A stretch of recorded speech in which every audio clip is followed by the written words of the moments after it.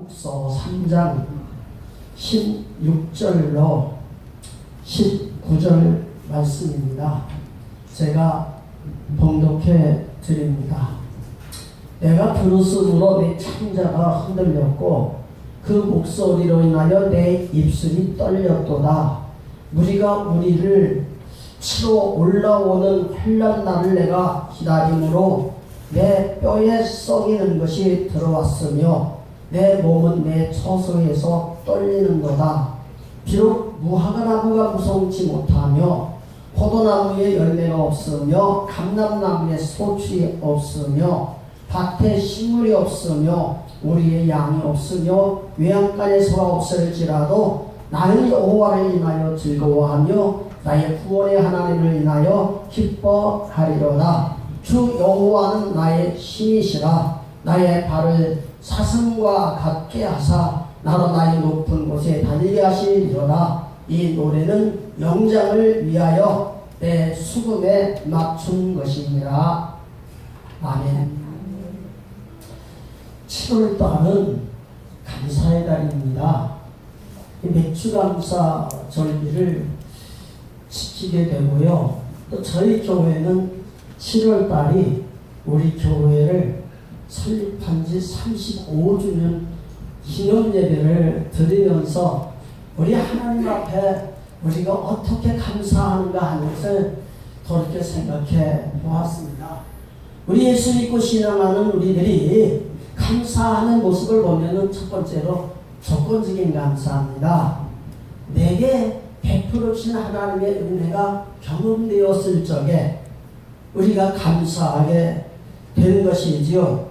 그래서 가난한 사람이 밥을 때로 먹게 되면 감사하고 병들어 보통 사람이 이제 병에서 치료받게 되면 감사하게 되고 이렇게 우리의 생활 속에서 하나님의 함께 계심으로 말미암아 은혜를 받게 될 적에 감사하는 감사합니다.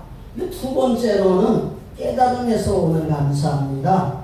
이 말은 무슨 말이냐면은 우리의 환경은 변함이 없는데 하나님을 섬기며 신앙하는 가운데 우리에게 깨달음을 주셔서 우리 하나님께서 전에 몰랐던 하나님의 은혜와 사랑을 생각할 적에 감사하는 겁니다. 그래서 전에는 은혜인 줄 몰랐는데 깨닫고 보니까 은혜라는 겁니다. 전에는 복인 줄 몰랐는데 깨닫고 보니까 그게 복이라는 겁니다. 전에는 세상에서 내가 가장 불행한 사람인 줄 알았는데 깨닫고 보니까 천하에 나같이 복받은 사람이 없다고 하는 것을 깨닫게 되는 겁니다. 그러나 제가 이 7월달 감사의 달을 맞이해서 이렇게 감사하는 것은 우리가 생활 속에 자연적으로 이루어지는 것인데 하나님이 원하시는 진정한 감사는 무엇일까? 이것을 생각해 보면서 오늘 하박국서 3장 17절의 이 말씀을 생각해 보았습니다. 비록 무화과나무가 무성치 못하며 포도나무에 열매가 없으며 감람나무에 소출이 없으며 밭에 식물이 없으며 우리의 양이 없으며 외양간에 소가 없을지라도 나는 여호와를 인하여 감사하리로다. 이겁니다. 이 말은 무슨 말이냐면은 이 하박국 선지자를 통해서 주신 하나님의 말씀은 하나님이 택한 이스라엘 백성들이 범죄함으로 말미암아 하나님이 진노하십니다. 그래서 그 옆에 있는 갈대아 성경으로는 바벨론 큰 나라를 통해서 이스라엘 백성을 치고 나라를 잃은 서름을 당하고 앞으로 70년 동안 바벨론의 포로로 끌려가서 얼마나 많은 고난을 겪을지 이 하박국 선지자에게 말씀해 주는 겁니다. 이런 소리를 듣게 될 적에 여기 3장 16절 말씀 보면은 그 하나님의 말씀해 주신 앞으로 유다 백성들에게 일어날 일들을 듣게 될 적에 여기 말씀 보니까 창자가 흔들리고 목소리가 입술이 떨리고 또 큰 환란이 온다는 소리를 듣게 될 적에 뼈가 썩는 그런 느낌을 겪게 되는 겁니다. 그러니 그 앞날에 자기 백성들이 일어날 일들을 하나님께로부터 말씀 받고 보니까 너무너무 자기 자신의 마음으로 표현할 수가 없는 겁니다. 그런데 이 하박국 선지자가 무엇을 생각했느냐면은 하나님 아버지를 생각한 겁니다.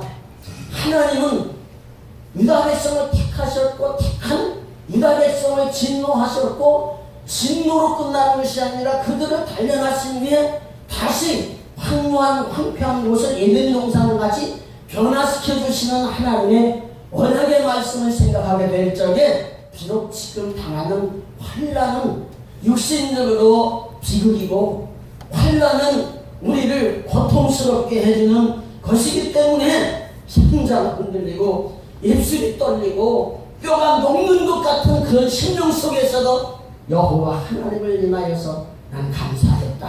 아멘. 그래서 오늘 말씀 무화과나무가 무성치 못하고 포도나무 열매가 없고 감람나무에 소출이 없고 밭에 식물이 없고 우리의 양이 없고 외양간에서가 없다고 하는 말은 육신적으로 살아오는 삶 속에 당하는 고통이 많을지라도 그 가운데 하나님을 믿는 믿음이라면 감사가 나올 수 있다는 얘기입니다.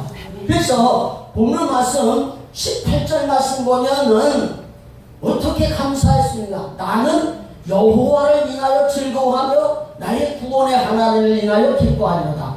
여호와를 인하여 즐거워하고 구원의 하나님을 인하여 기뻐하고 19절에 여호와는 나의 힘이 되시기 때문에 기뻐할 수 있다.